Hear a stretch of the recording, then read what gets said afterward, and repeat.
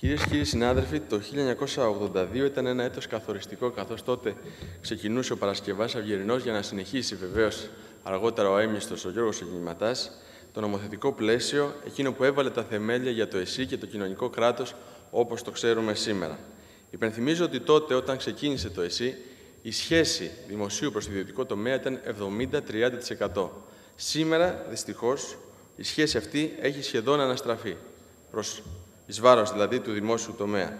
Και για να είμαι δίκαιος, θεωρώ ότι έχουμε όλοι τις ευθύνες μας σε αυτό το τομέα και εμείς στο ΠΑΣΟΚ, που επί των ημερών μας άρχισε και παρακολουθούσαμε επιχειρηματικούς ομίλους να γιγαντώνονται στον χώρο της υγείας, νέο πλούτο να συσσωρεύεται στη χώρα και όλα αυτά εις βάρος προφανώς στο δημόσιο τομέα και στις αδυναμίες του δημόσιου συστήματος. Τη φθήνουσα πορεία του ΕΣΥ τη βίωσα και ο ίδιος εκ του σύνεγγυ σαν γιατρός στο ΕΣΥ. Ελλείμματα, συσσωρευμένα χρέη, παντελής έλλειψη ελέγχων, σπατάλη, χαμηλή ικανοποίηση των πολιτών από τις παρεχόμενες υπηρεσίες υγείας. Η εξαίρεση είχε αρχίσει να γίνεται ο κανόνας. Την ίδια στιγμή ο ιδιωτικός τομέας δρούσε ανεξέλεγκτα και χωρίς κανόνας. Καθ' υπερβολή, θα λέγαμε, για ένα απλό περιστατικό, πήγαινε κάποιος ασφαλισμένος σε ένα από αυτά τα μεγάλα ιδιωτικά κέντρα και έκανε μια σειρά εξετάσεων μέχρι τομογραφίες και βεβαίως το βάρος αυτό το οικονομικό μετακυλιόταν είτε στον ίδιο είτε πολύ συχνότερα στο ασφαλιστικό του ταμείο. Δέστε, για παράδειγμα, τι επίσης γίνεται στον τομέα της γυναικολογίας. Πόσοι από τις Ελληνίδες εμπιστεύονται το δημόσιο σύστημα για να φέρουν τα παιδιά τους στον κόσμο. Ειδικά όμως τα τελευταία 5,5 χρόνια η κατάσταση ξέφυγε από κάθε έλεγχο. Επί κυβέρνηση της Νέας Δημοκρατίας, το χρέος των νοσοκομείων έφτασε στα 6,2 δις από τα 2,5 που ήταν, ο χάρτης υγείας που είχε αφήσει σε εξέλιξη το ΠΑΣΟΚ εγκαταλείφθηκε, η λίστα φαρμάκων καταργήθηκε, ο οικογενειακός προϋπολογισμός για ιδιωτικές δαπάνες αυξήθηκε κατά 4 ποσοστιαίες μονάδες. Ήταν τραγική η συμβολή της Νέας Δημοκρατίας, δυστυχώς, και στην αποδόμηση και στην απαξίωση του δημόσιου χαρακτήρα και ποτέ δεν κατάλαβα αν αυτό έγινε από πρόθεση ή απλά από ανικανότητα. Και είναι ίσως αυτό το σημαντικότερο στο παρόν νομοσχέδιο, ότι δηλαδή καταδεικνύει την προσπάθεια της κυβέρνησης να αναστρέψει αυτή την πορεία ιδιωτικοποίησης, ότι αλλάζει η πολιτική αντιμετώπιση, ότι επιδιώκει να ενισχύσει το δημόσιο χαρακτήρα, μετακυλίοντας πόρους από την ιδιωτική οικονομία στη δημόσια, αναβαθμίζοντας παράλληλα και τις παρεχόμενες υπηρεσίες στον πολίτη. Με μια εντελώς ρεαλιστική διάθεση και ματιά, προφανώς αυτό το νομοσχέδιο δεν λύνει όλα τα προβλήματα της υγείας, άλλωστε το είπε και η Υπουργός, είναι ένα βήμα που είναι βεβαίως προβλήματα δομικά και χρόνια. Θέτει όμως κάποιους σημαντικούς στόχους προς ένα σύγχρονο, βιώσιμο και δημόσιο σύστημα υγείας και εγώ θα σταθώ βασικά σε κάποιους από αυτούς τους στόχους. Πρώτον, ο ιδιωτικός τομέας δεν μπορεί να είναι σε βάρος του δημόσιου. Άρα, κρίνω στη θετική κατεύθυνση την προσπάθεια να αξιοποιήσουμε τον εξοπλισμό των δημόσιων νοσοκομείων, να παράσχουμε τη δυνατότητα στον κόσμο, ειδικά στην κρίση τη σημερινή, να στρέφεται για τις ανάγκες του αντί στον ιδιωτικό τομέα στα δημόσια νοσοκομεία. Οφείλουμε να αξιοποιήσουμε μια δυνατότητα, καθώς αυτός ο εξοπλισμός έχει αποκτηθεί με τα χρήματα του Έλληνα φορολογούμενου. Βεβαίως, τα απογευματινά ιατρεία που ξεκίνησαμε με τον Αλέκο τον Παπαδόπουλο ήταν ένας σωστός θεσμός που βοήθησε και τους ασθενείς. Είχαμε εξυπηρέτηση ασθενών που ήταν εργαζόμενοι και δεν μπορούσαν πολλές φορές να πάνε το πρωί στα διάφορα νοσοκομεία, αλλά έφεραν και έσοδα στα νοσοκομεία και το κράτος και στους γιατρούς. Η διασφάλιση όμως των ειδικευμένων στα πρωινά ιατρεία είναι ένα ζήτημα. Και πριν υπήρχε αυτός ο όρος, δηλαδή πρέπει να βλέπεις κάποιο συγκεκριμένο αριθμό ασθενών για να μπορείς να κάνεις το απογευματινό ιατρείο, αλλά ξέρουμε πολύ καλά ότι δεν είναι τηρήτο. Και είναι ένα θέμα που πρέπει να το δούμε, ειδικά στις χειρουργικές ειδικότητες. Πάρτε και σε πανεπιστημιακά νοσοκομεία τη λίστα των χειρουργείων των πρωινών και των απογευματινών για τους ίδιους γιατρούς, να δείτε ότι είναι πολλαπλάσια αυτά που γίνανε στο απογευματινό ιατρείο. Δηλαδή, είχαμε μια καθοδήγηση του κόσμου που δεν μπορούσε να βρει τους γιατρούς το πρωί, γιατί δεν είναι τηρήτο η προϋπόθεση αυτή, και πηγαίναν το απόγευμα. Αυτό είναι κάτι που θα πρέπει να το διασφαλίσουμε.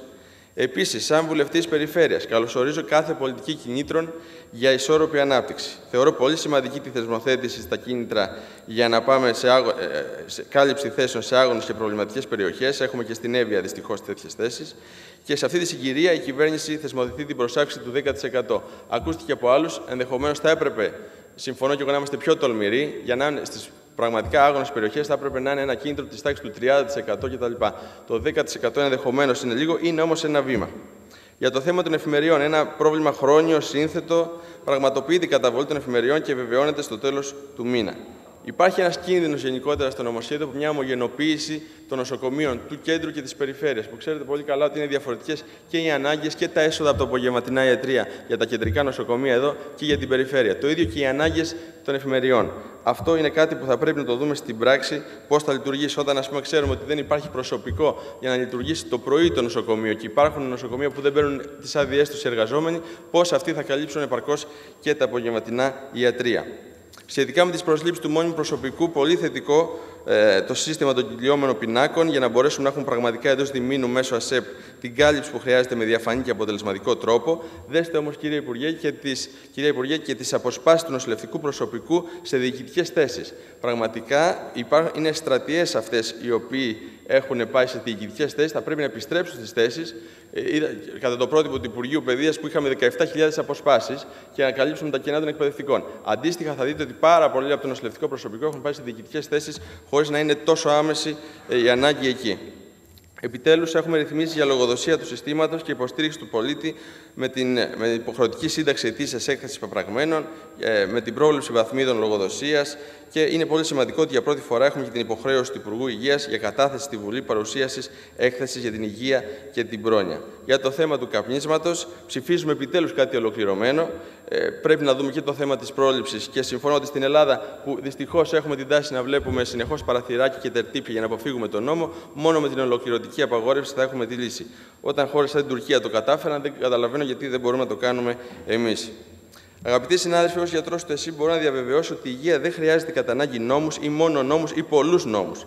Χρειάζεται κυρίως εφαρμογή, χρειάζεται αποτελεσματικότητα στη διοίκηση, αποτελεσματικότητα που μπορεί να φέρουν τα μέτρα που σχεδιάζει και που ήδη έχει λάβει η κυβέρνηση, αλλά και άλλα που έρχονται, όπως η ηλεκτρονική συνταγογράφηση, η ηλεκτρονική κάρτα του ασθενούς, η μηχανοργάνωση των νοσοκομείων, που θα πρέπει να προχωρήσουμε πιο γρήγορα εδώ, για να μην αναγκαζόμαστε κάθε φορά οι βουλευτές να έχουμε συνειδησιακό πρόβλημα ρυθμίζοντας χρέη νοσοκομείων που συσσωρεύτηκαν πλουτίζοντας κάποιοι επιτίδη. Και γι' αυτό χαιρετίζω την τροπολογία για το πόθεν έσχεση των διευθυντών. Θα πρέπει να συνεχίσουμε πιο τολμηρά και σε ανοίγματα λογαριασμών, σε διοικήσεις, σε διευθυντές στο παρελθόν. Και εκεί θα έχουμε εκπλήξεις. Το σύνθημά μας είναι διαφάνεια παντού. Και ακόμα πιο τολμηρά σε δεύτερη φάση και στην αξιολόγηση των γιατρών, στην πιστοποίηση των νοσοκομείων. Εγώ ρωτώ, ποιος ελέγχει σήμερα έναν χειρουργό, εάν χειρουργεί με θνητότητα που είναι με βάση τα διεθνή standards. Ας πούμε, για μια επέμβαση είναι 5% διεθνώς η θνητότητα που δικαιολογείται. Μπορεί να έχουμε 10-15%. Ποιος τον ελέγχει? Μπορεί στο διενεκές να συνεχίσει να χειρουργεί. Άρα χρειάζεται αξιολόγηση. Και γι' αυτό λέω ότι πολλά έχουν να γίνουν ακόμα, αλλά το παρόν νομοσχέδιο, για να κλείσω, που έχει το φιλόδοξο στόχο να χτυπήσει την ειδικοποίηση και την εμπορευματοποίηση του συστήματος υγείας, προστίθεται στις πολύ σημαντικές νομοθετικές πρωτοβουλίες που έχουν φέρει η κυβέρνηση του ΠΑΣΟΚ και γι' αυτό το στηρίζουμε. Η πρόκληση για την κυβέρνηση σήμερα είναι να μπορέσει να γίνει σε άμεσους χρόνους πράξη και να μπορέσει να υλοποιηθεί. Σας ευχαριστώ. Εμείς σας ευχαριστούμε, κύριε Κιαδίκογλου. Το λόγο έχει τώρα ο κύριος Δημήτρης Καρύδης, βουλευτής του ΠΑΣΟΚ.